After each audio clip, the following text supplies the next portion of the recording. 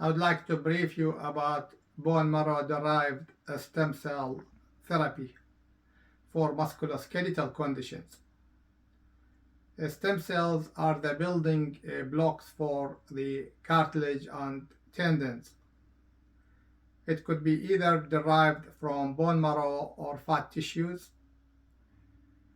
In the bone marrow technique, it's called the same-day technique, which takes a couple of hours, and it's used under local anesthesia and conscious sedation.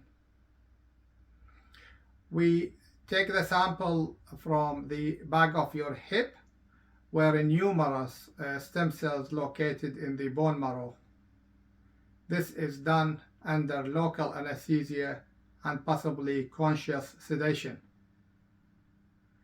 The sample is taken under ultrasound guidance in order to get the right spot. And this aspirate concentrate is taken to the centrifuge in order to extract the stem cells. Additionally, at the same time, we take your own blood to extract the platelet-rich plasma, which has the growth factors, and then the mixture get implanted under ultrasound guidance and local anesthesia into the joint or the affected region, like tendon or ligament.